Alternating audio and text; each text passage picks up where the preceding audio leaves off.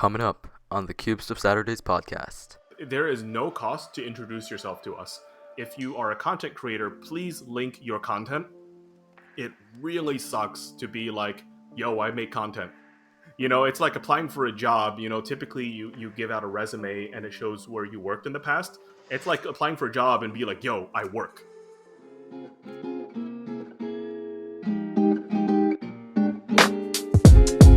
Hello, everybody, and welcome back to episode 8 of the Cubes of Saturdays podcast. Today, I have a very special guest, owner of TheCubicle, Phil Yu. So thank you so much for coming on the show today, Phil. Hey, thanks for having me. Yeah. All right. So like I do in every single episode of the season, I have some discussion points and questions that I just wanted to discuss with you. So we're just going to touch upon a couple things I prepared here. Sure. So first of all, I just want to start with your cubing career in the beginning because I know you started, what's it, about a decade ago or so? Yeah, it was 12 years and 5 months ago. Wow, that's insane. Like, that's almost as old as me. I'm 14 right now, and that's just insane to hear that somebody's been cubing for that long. So, Yeah. so let's start from the beginning. How exactly did you get into cubing, and did you learn from, and how did you learn it? Yeah, so, oh man, when I started cubing, you were 2 years old. Yeah. So I applied to college. I was 18 years old. I'm 30 now. So I applied to college, and of course, when you get there, you'll kind of know what the feeling is like. Uh, you essentially don't have anything to do until the next year if you get accepted, because typically they won't rescind your application unless you do something like really bad, like you fail all your classes or commit a crime or something. So I was like, okay, I've been really competitive and high strung and stressed out all throughout my high school years, because our school district was just like super competitive. So it was tough. Let's just relax and find a new hobby that was kind of competitive, but also in like a really charming, silly way. So then a few friends and I picked up cubing. One of my friends had already started cubing, so he was pretty good for 2008 standards, and he was kind of my role model, and I kind of always had a goal to beat him. So we just practiced together, and naturally I'm super competitive, so I got better and better.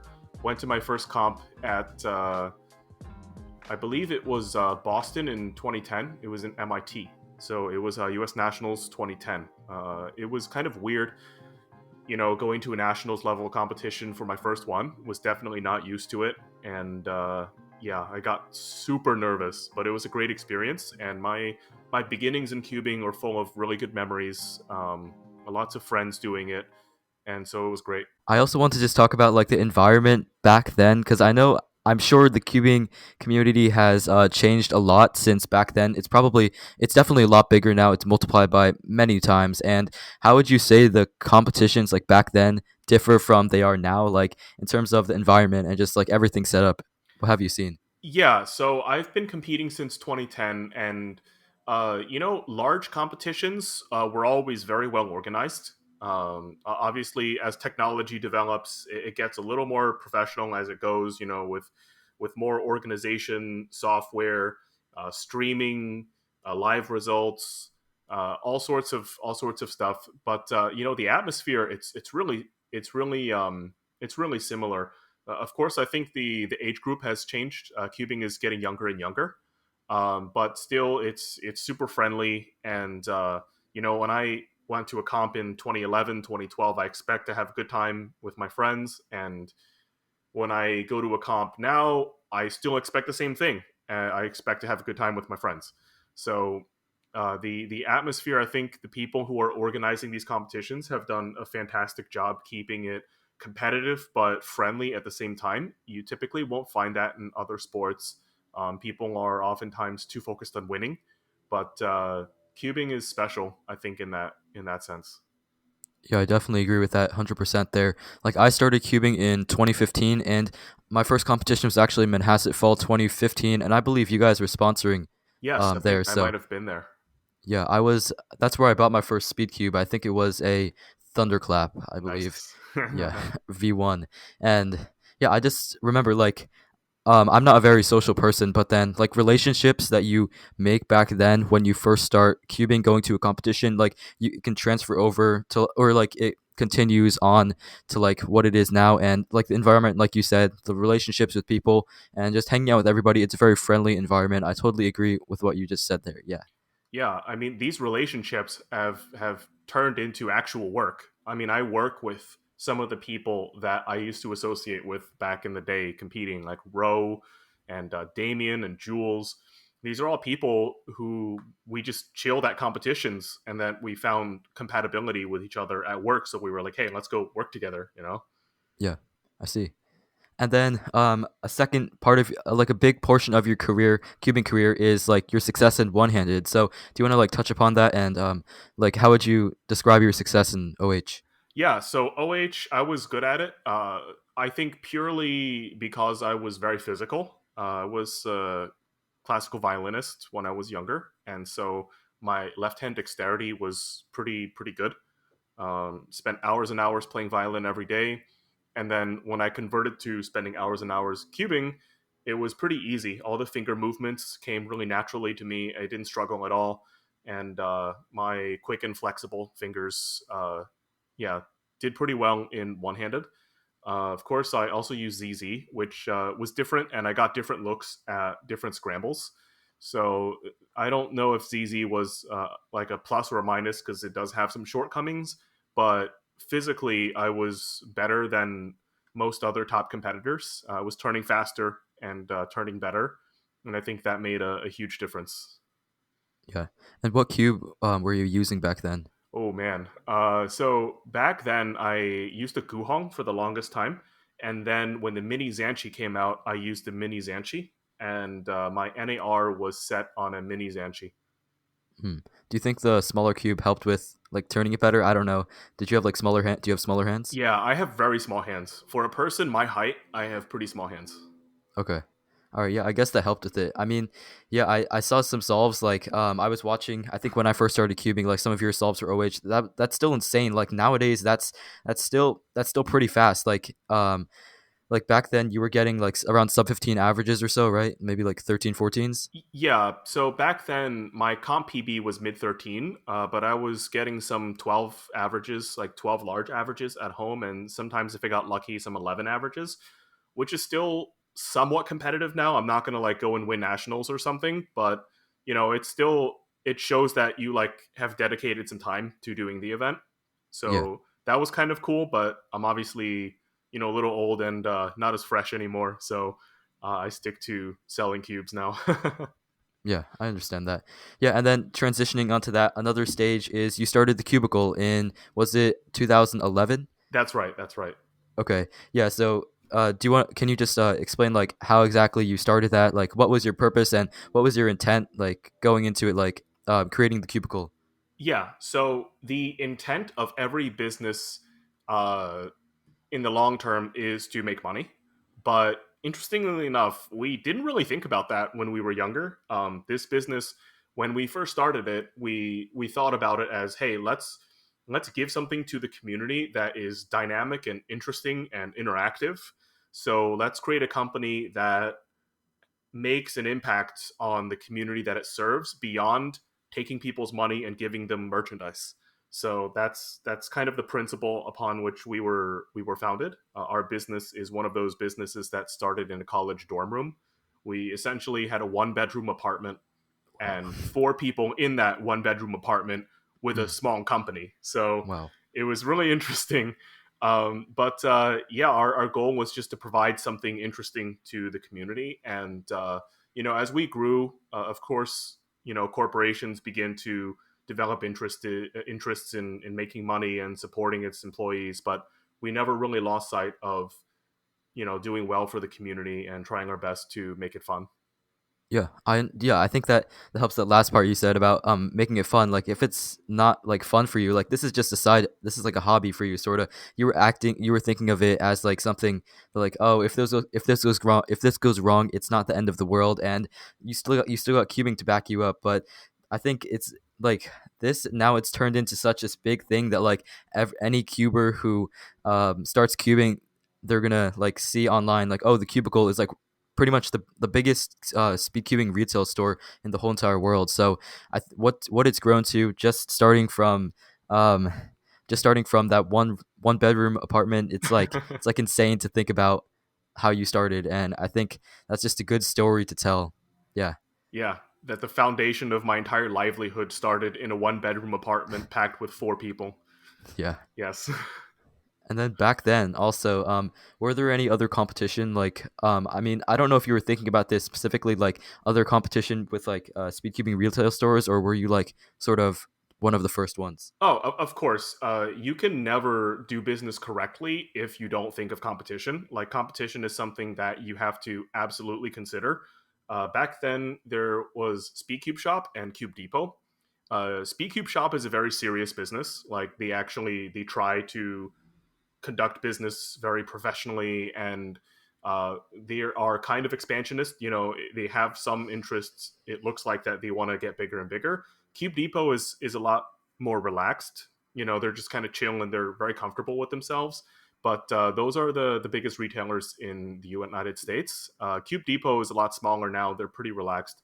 But, you know, at the time, that was the domestic environment. And of course, we had retailers from China. You know, if you don't mind waiting 2 months for your package, you can get them at cheaper prices from certain Chinese companies. But yeah, back then the competitive landscape wasn't, you know, super intense. So yeah, that's what we were dealing with back in 2011. Yeah. And then nowadays, have you seen it grow a little bit more? Have you seen more retail cubing stores like pop up a little bit more? And what's just your thoughts on that? Like, other stores, I guess, popping up. Yeah, yeah, kind of. So there hasn't been many American stores. Uh, you know, I haven't seen many stores based in the United States that are like generating a lot of momentum. You know, they come and go, but I think the barriers to entry are pretty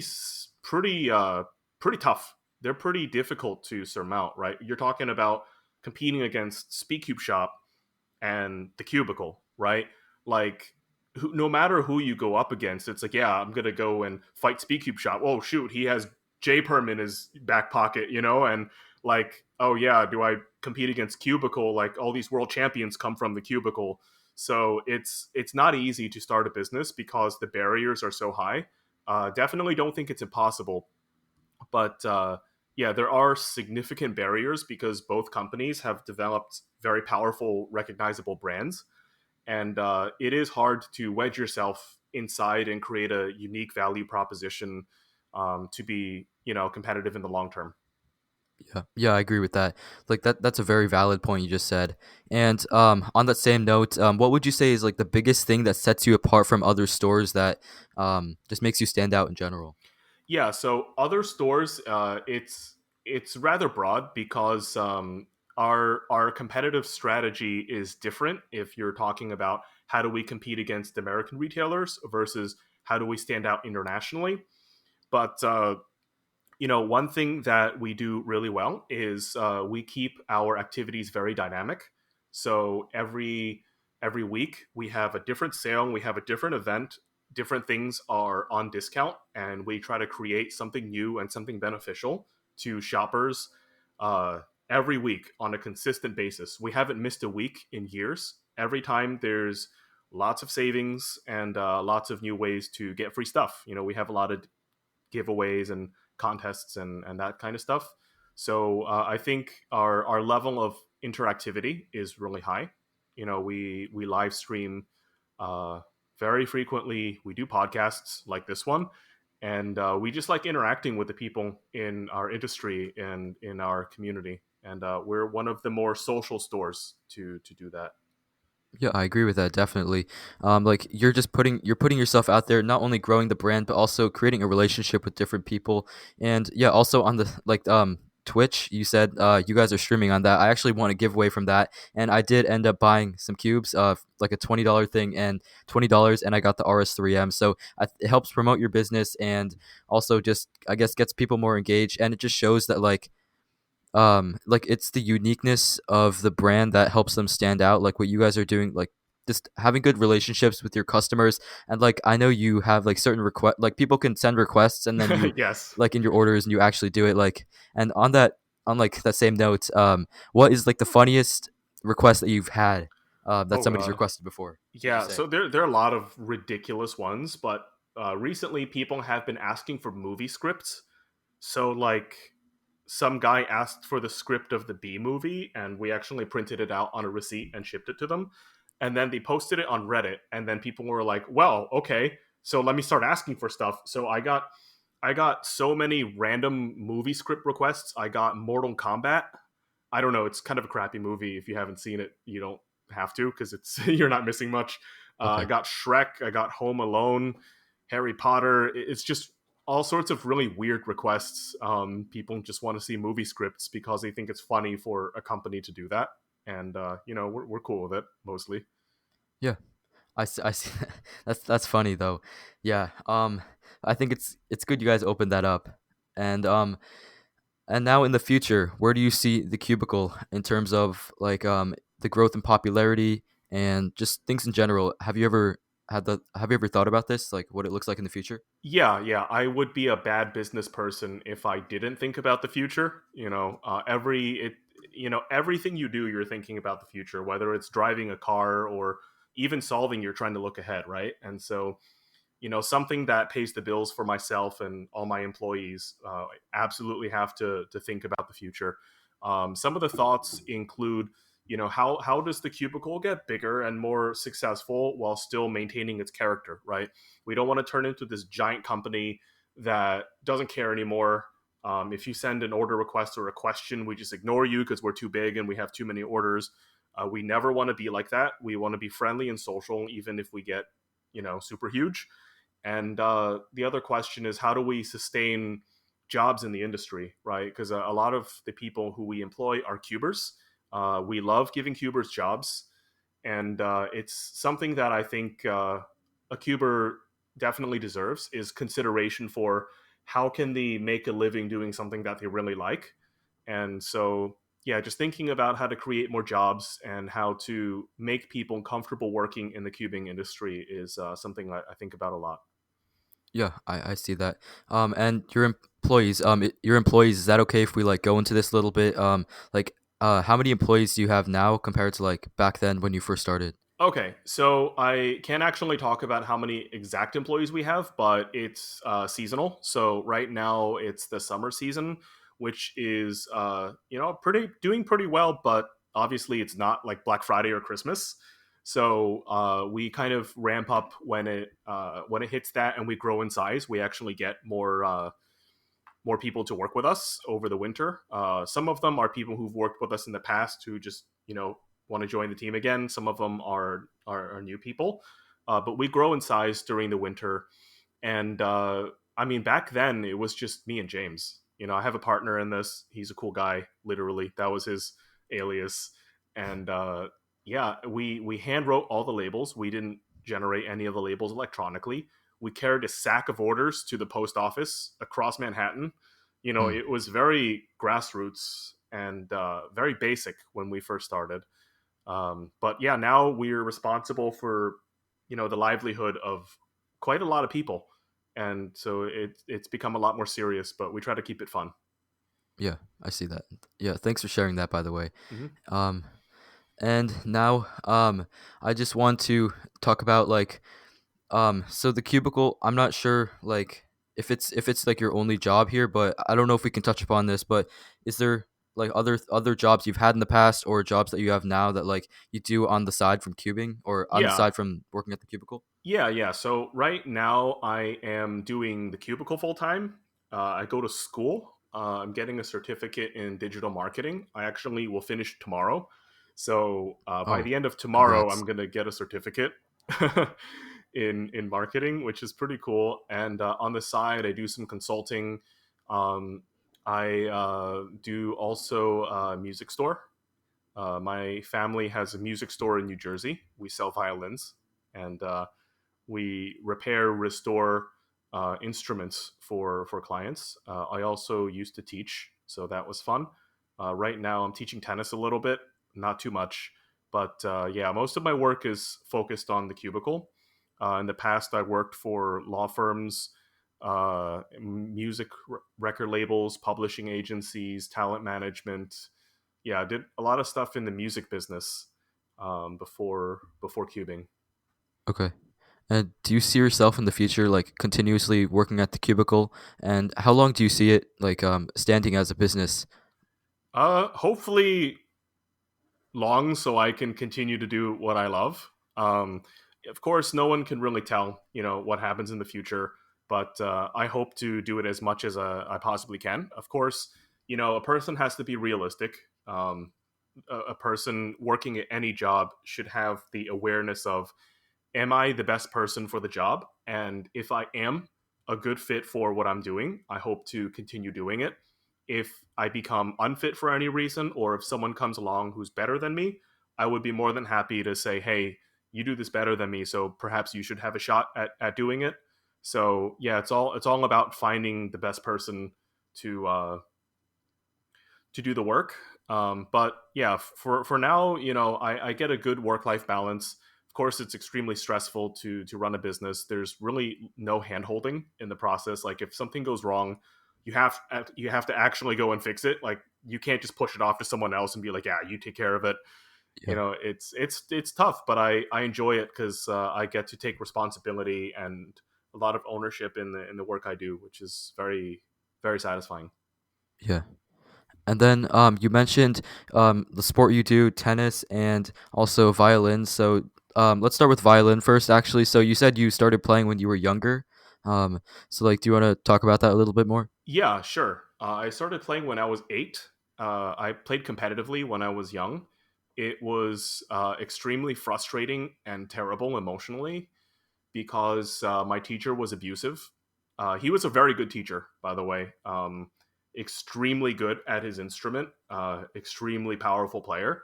Just had emotional problems and anger issues. So Okay. it would turn into, emotional abuse, physical abuse, all sorts of really uncomfortable things for a young kid. It was like 13 years old. Yeah. So when I was younger, I kind of attached my sense of self worth to how well I played or how well I measured up to his expectations, which was really unhealthy. But at the same time, this kind of upbringing made me emotionally pretty tough. Like I have pretty thick skin, and it's definitely made me not afraid of working hard and not afraid of being under pressure. So that definitely helped me as a cuber. When I was practicing cubing, I was like, hey, I can become world class at this. Nobody's going to abuse me. I'm going to have fun. It feels so much better than playing the violin. And yeah, it was great. But violin was not easy as a kid. It Okay. was, yeah, very emotionally turbulent and a lot of pressure. I see. Yeah. Would you say you still enjoy playing violin now? Do you play it frequently? I play semi frequently. I wouldn't say I play a lot. I burned out when I was 21. I just quit. I Okay. got very tired of the institution. So essentially, I studied with string faculty at my university. I was a music business major, but they let me study with music performance faculty, and I found their attitude extremely arrogant and really strange because they knew I wasn't majoring in performance. So they never really took me seriously. And even though I had some pretty good qualities about my playing, they just didn't take me very seriously. And it was the last kind of the last straw in my music journey. And then I was like, okay, I'm really tired of this. Let me go do something else. And I kind of stopped performing for good after Uh, that. But I still play for fun. And you know what? The classical music training is great. I can appreciate music. I have a good understanding of music theory. When I listen to music, I can really get into it, and I love that. Yeah, nice. I asked you about that because I also picked up violin. I started in fifth grade, so I believe that was when I was about 10 years old. Uh huh. And I actually quit this year, but I still like play it frequently. Cool. Not, like I pick it up once in a while, but yeah, I didn't play like nearly as much as you. I don't even know how to do a vibrato at all. barely learned how to do that. But I think for you, your story, um, like, do you think it like your teacher? I know you had some difficulties with him, but do you think that helped you? That helped push you, and it also like made you a better person as you are today? So do you think that had like good parallels there with that? Yes and no. I mean, it emotionally crippled me when I was a child. I've since gotten a lot better, but it's definitely, it has its benefits and its costs. You know, benefits wise, I am more emotionally, resilient. I accept criticism better. I'm not scared of working hard. And I know what not to do with my kids, right? Yeah, yeah, But at the same time, I lost years of my childhood having very low self esteem. So, there's a trade off, and I know for sure I would not want my kids to go through what I did. I think there's a better balance between, healthy discipline and just being straight up like, yeah, depressed. So yeah. yeah. All right, I understand. Yeah, I definitely get like the yes and no sort of to that question. Yeah, um, and then on the side of sports, you said you played tennis. So how exactly did you start that up? Ooh, that was a long time ago. I started when I was, I think, when I was 8. I used to spend my time at a friend's house when I was a kid because my parents were out working sometimes, and I just hang out at her place. And her dad liked to play tennis, so we had a tennis court in the neighborhood. So every time he would go, I would go out and watch him play, and it was super interesting. So yeah, I picked it up myself later, played by myself with some friends, took lessons, and then I was kind of competitive. Wasn't super great, but I played a few tournaments. I played in a school team, and yeah, it was fun. Tennis is a really good sport. Yeah, and it's good, like especially during this time, you can it's pretty easy to social distance, and there's like no contact except for like you're like touching the same tennis ball as the other person, and I Hmm. think it's a good sport to play. You can also play it when you're older as well. Like I play tennis as well, and I go I go to like my local tennis courts, and I see like people who are like seniors, like people who are like 7 years old or so, and they can still hit the ball like back and forth. They just tap it back and forth, but it still gives them physical exercise, and Yeah, I think it's a good sport to play until like the year's coming. Yeah. yeah, for sure. And you know what? It's like a game and a sport. There are sporting elements to it, but there are also game-like elements where you have to figure out how to express yourself when you play against a particular opponent after learning what the opponent plays like. It's very interesting. Yeah. And then you also mentioned you played on your high school tennis team. Is that right? Yeah. Yeah.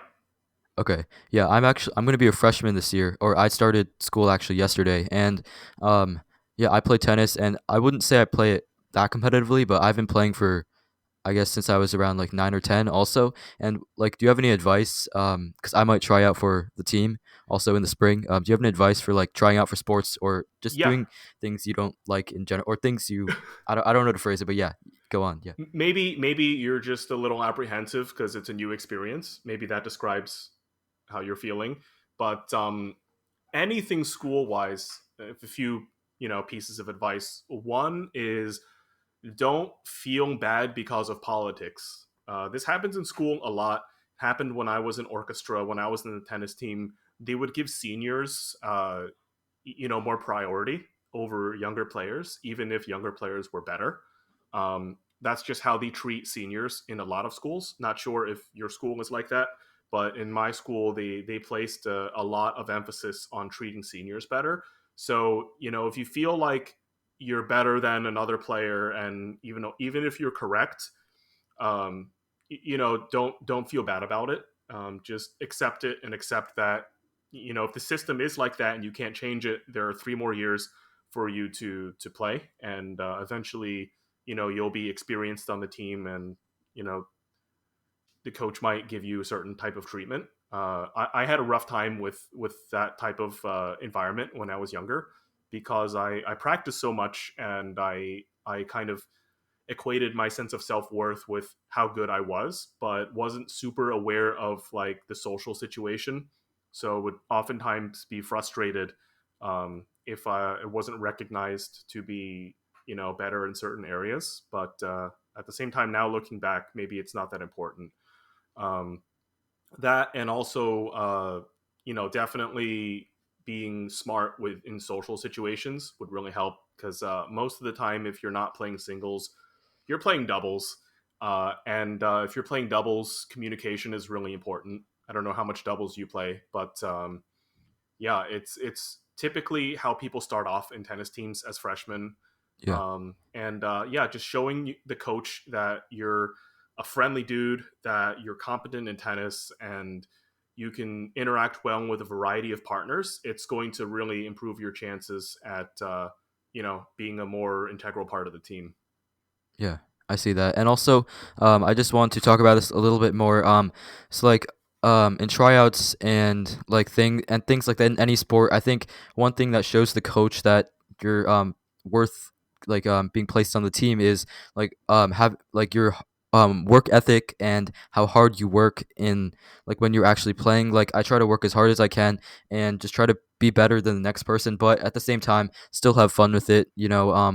Like you said, don't put like everything is like uh I forgot what you said there, but like don't make your worth how good you are at the sport you're doing. And being the underdog, like you said before, if you're a freshman and they're valuing the seniors a lot more, um it's okay and Yeah, you'll have just your chill. chance. Yeah. And like that, yeah, do you agree with what I'm sort of saying here? Yeah. That was my point earlier, which is, yeah, don't be too hard on yourself if you know that you're in a social situation where things are different.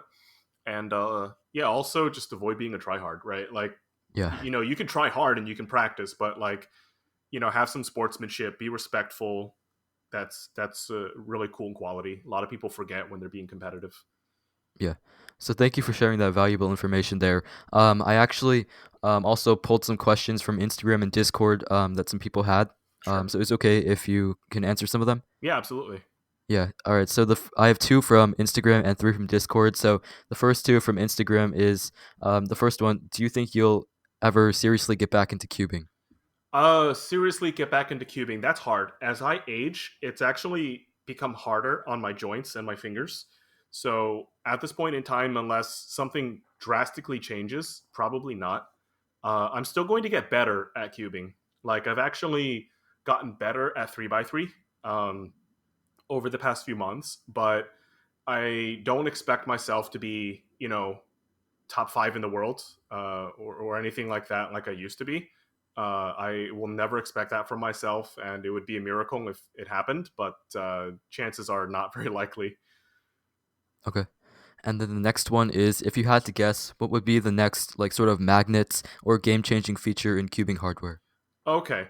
Um, so one, it's not going to be a game changer. I'm actually aware of certain game changing things that I should not discuss, but yeah, I think magnets was the biggest game changer. The things I'm thinking about are not as significant as magnets, but they do help. One thing I would love to see manufacturers do is put simplicity back into their cube. A cube that's simple, that doesn't cost too much, and that you can just enjoy.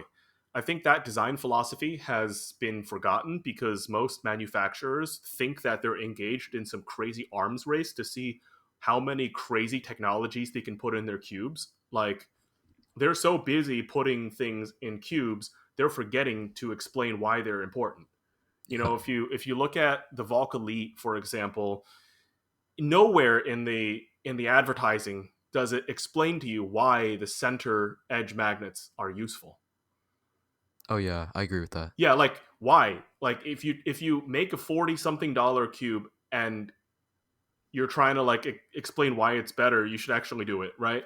And the really haven't done that, and so that shows to me that they're just trying to arms race and trying to make more things exist in a cube without actually thinking about what the benefit to the end consumer is.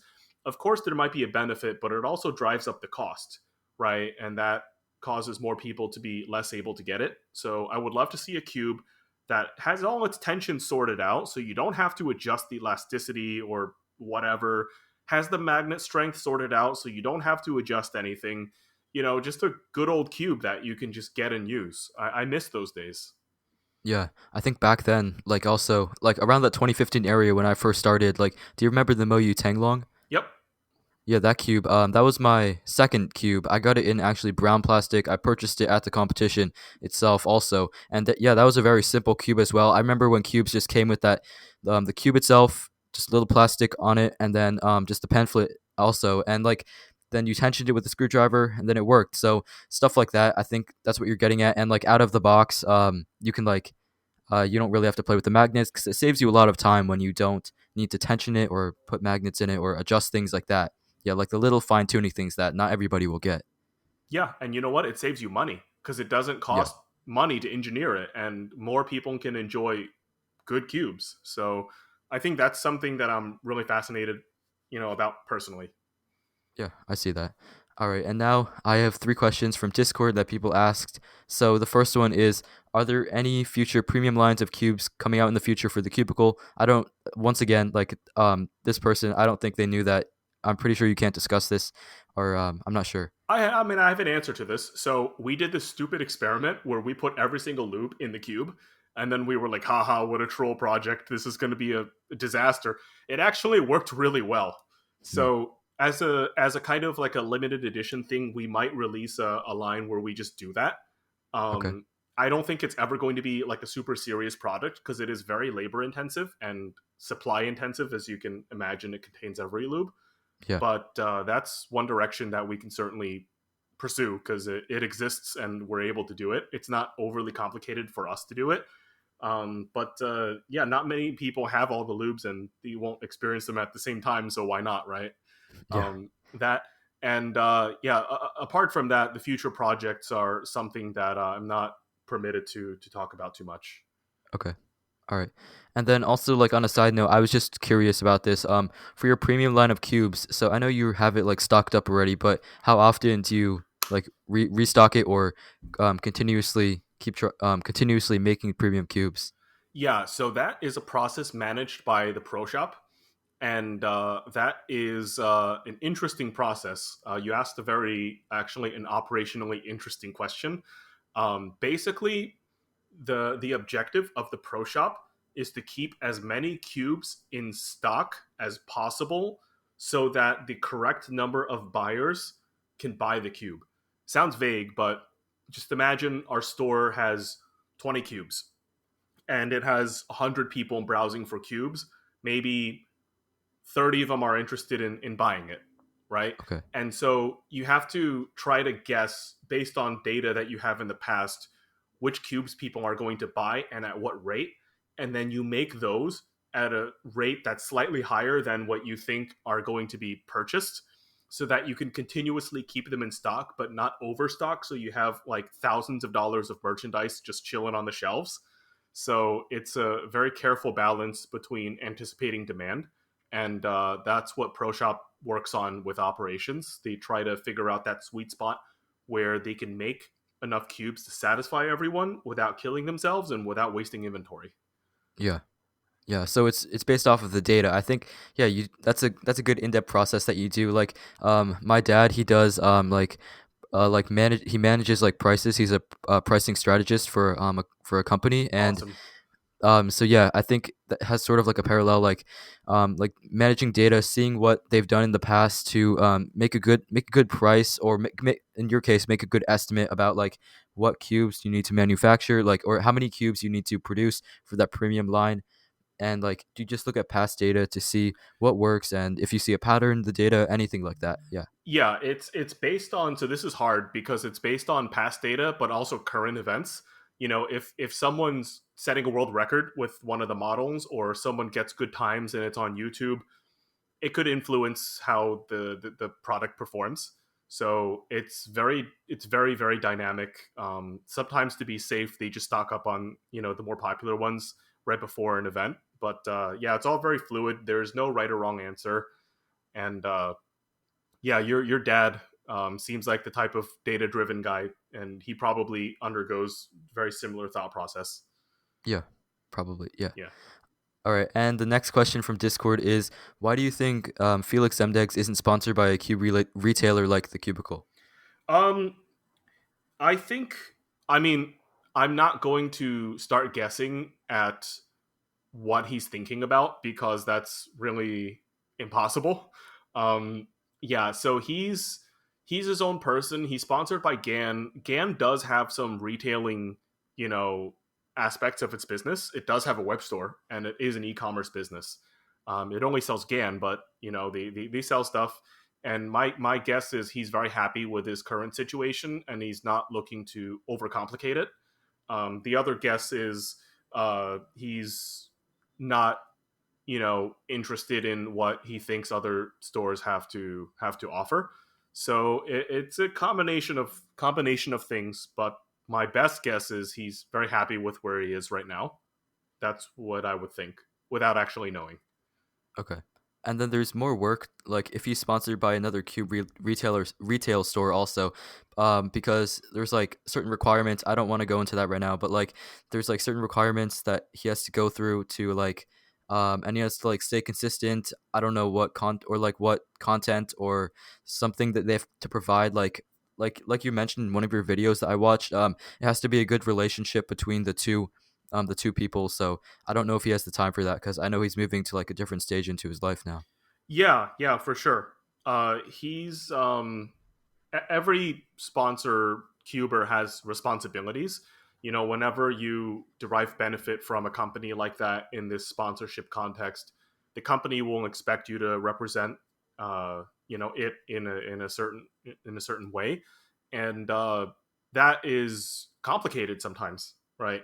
Because the more you're paid, the more stuff you might have to do. And Felix, naturally, as one of the best cubers of all time, probably commands some pretty hefty compensation. So, there's always an expectation that he'll have to do a lot of stuff, which is which is hard to manage sometimes. I mean, the guy has a full time job, still very successful in cubing, filming a Netflix documentary. So, his life's probably very busy. Yeah. Yeah. So yeah, that definitely answers the question there. And the last question from Discord is, I think in my opinion, is a misconception when I was reading over it, but the question is there a specific number of subscribers to be sponsored by the Cubicle? Yes. Well, I said yes as in I'll answer this question. The answer is no. So, I've made a couple videos about this and also explained this on stream. Uh, Answer is no. We've sponsored people with as little as 200 or 300 subscribers on YouTube.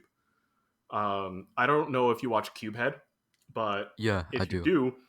do, um, if you turn back time 9 months, he had like 300 subs. um, but I Yeah. saw his channel and I was like, this guy's serious business. This guy is gonna be tremendous. He's gonna be one of the best. So let's sign him. I don't really care if you have 200, 300 subscribers. You're good, right? Yeah. And there are people out there with 300 subscribers that I would say, sorry, we can't sponsor you at this time. Um, Subscriber count is one of many, many measures for how attractive a cuber is for sponsorship. And the reason we're intentionally vague about the number of subscribers is we don't really care all that much. We want you to have a healthy relationship with your viewers. We want you to have creative content. We want you to have a personality. We want you to be, decent at cubing. That would really help. If you are all these things, you can have 20 subscribers for all I care. If you impress me with your content, I'm going to sign you or at least offer to sign you. Of course, you have to agree. But you can be big and have no personality and I won't even go near it. So I think it really depends on other factors. And yeah, that's why we don't really have a cutoff. Yeah, I agree with that. Yeah, that's what I was talking about with the misconception. That's what I was thinking about that there.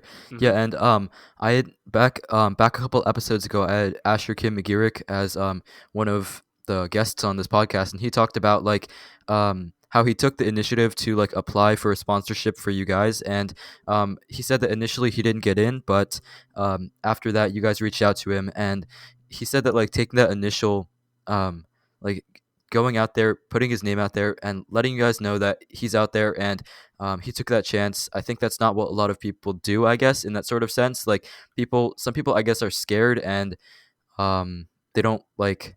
I don't know exactly how to say it, but some people are held back because of just like certain requirements that they think certain stores have. And I think your video details that a lot. Like I think I'll link it in the show notes down below because it's a really valuable video, and a lot of people should take away from that. Like it's a good you should have a good relationship with the people. Or with the company that you're being sponsored by, or that you want to be sponsored by, what value can you bring to them, and just everything in general like that. Like having a good personality, can you produce creative content that benefits both you and also promotes the company as well? Yeah. Yeah, yeah, for sure. There is no cost to introduce yourself to us. What can we do to make life worse for you? Nothing, right? Like, even if you say something bad and you hurt my feelings, what am I going to do to you? Nothing, right? So try to say something good and try to introduce yourself. If you are a content creator, please link your content. It really sucks to be like, yo, I make content. Yeah. It's like applying for a job. Typically you give out a resume and it shows where you worked in the past. It's like applying for a job and be like, yo, I work. Yeah. You can't do that, right? So yeah, just yeah, take the initiative. Asher's a cool guy. He's extremely good at cubing, has social skills, good presentation skills, very professional, especially for his age, and that's why he's successful. Yeah. All right, so that wraps up the questions from Discord. Thank you, Phil, for answering those. And then on this podcast, we also have two other segments: a Would You Rather segment and a Rapid Fire segment. So, Sure. um, all right. So, which one would you like to start with first? I'll give you the option here. You said would you rather first, so let's do that. Would you rather?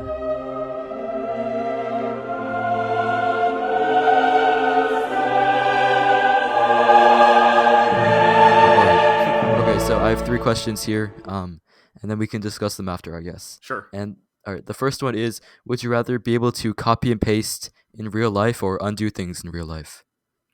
Copy and paste in real life. Does that mean like reproduce objects?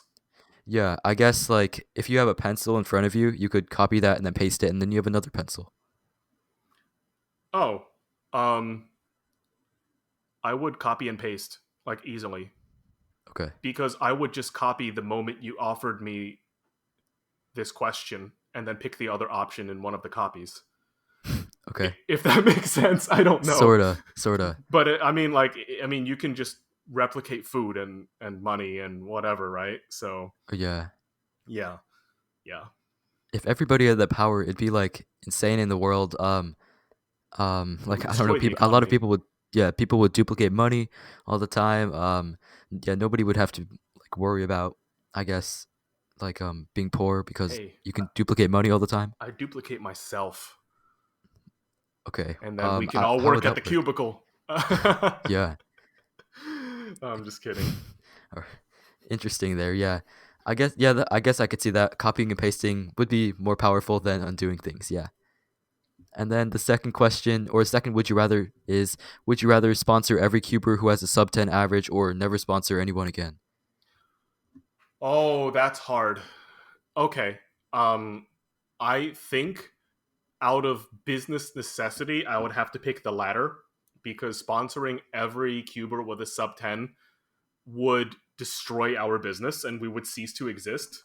I would love to sponsor as many people as possible, but that would be overkill and the business would be dreadfully in trouble. So, yeah, in the spirit of self preservation, I would have to pick the other option. But don't get me wrong, I would love to support as many people as I can. Okay. It Good would just answer kill there. us. Yeah. Yeah, I agree with that definitely. And then the next would you rather is: would you rather go back to the past and get any cube you would want, or go into the future and bring back any cube? Like I mean like cubes that are like discontinued from the past, and then cubes that and a cube that would be in the future I you could would bring back. definitely go to the future and see what they have. That's so interesting. I mean, I've already seen the past. Some of Yeah. it's cool. You can find most of the cubes anyway, so I would definitely go into the future and see what kind of features these cubes have. Maybe Okay. there won't be any huge advancements, and we've hit like a pretty good spot. Who knows? Yeah. Hmm. Yeah, good answer there. And then the last segment we have on the podcast is called Rapid Fire. So I actually prepared 10 questions here, and I'm going to time it. Actually, I'm pulling up my phone right now. I'm going to try to do this with future guests and have them answer 10 questions and see how fast they can do it. And then I'll see who has the fastest time, I guess, at the end of the season. Okay, all right, Yeah. All right. So these are sort of just random in general. I think they're all non-cubing related, but sure. are you ready? Yeah, why not? Rapid fire.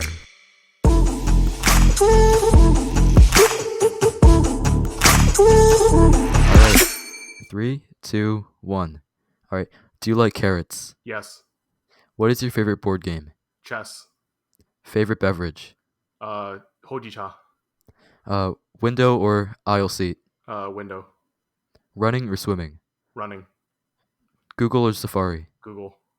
Mac or PC? PC. Dog or cat? Cat. Rap or pop?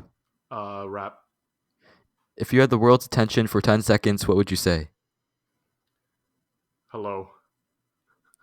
Okay. All right. That was all 10 questions. All right. Interesting stuff there. The time on my phone, it says 31.8 seconds. Pretty good time there. Awesome. I'll have to see in the future, because this is the first time I'm doing like these 10 questions like this. In the future, I'll have to see what the other guests get.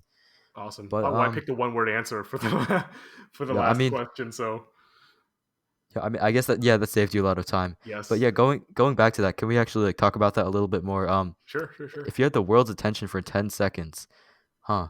Like, would you promote cubing at all, or what would you like apart from hello? Because I'm sure there's like something else you would think of, like because I know rapid fire like that was a very quick thinking thing. Yeah, well, see, this is the thing. Like, if I had the world's attention, I was kind of thinking about it as like, do I have the world's attention with their consent or do I have it without their consent?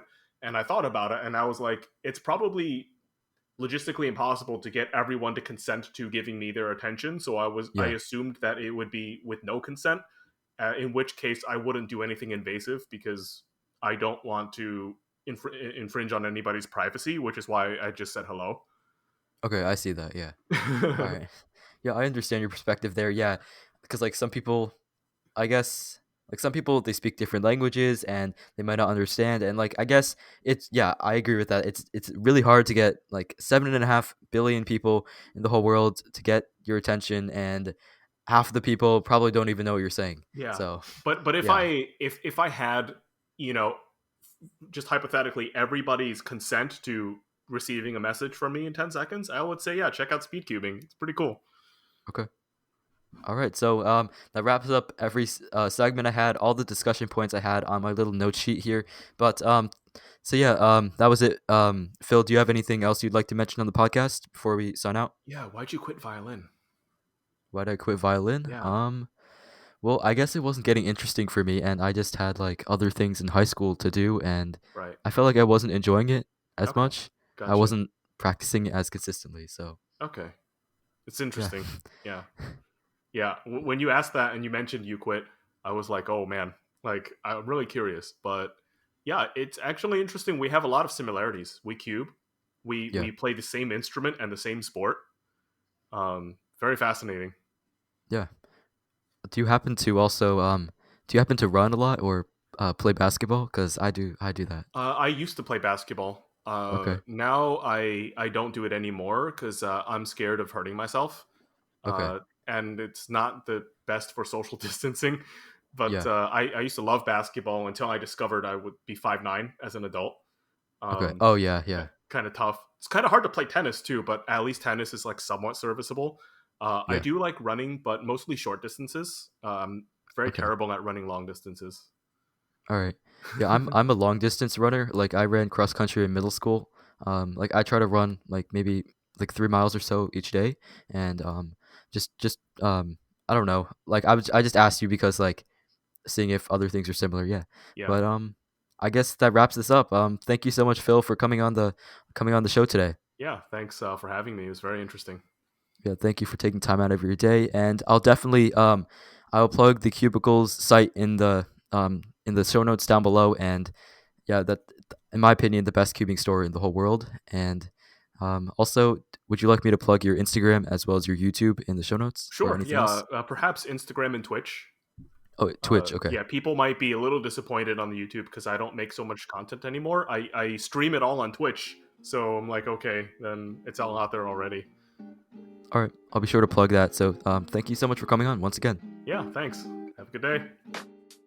Boom, and that is a wrap of episode 8 of the Cubes of Saturdays podcast. I'm getting a little ahead of myself here, but thank you guys so much for listening. Be sure to subscribe to the podcast if you haven't already. Be sure to like the video if you're on YouTube. You guys know the drill. And yeah, that is all I had for this one. Once again, thanks so much for Phil for coming on. I had no idea that we had so many similarities together, and I just really appreciate him coming on. We had a very great conversation, rapid fire, and would you rather. Let me know, and some feedback you had for this podcast, what you think of the segments, what I should improve on. I'd really like to know. Thank you so much for listening once again. Hope you guys have an amazing day. Happy cubing, and I'll see you guys next week. Peace.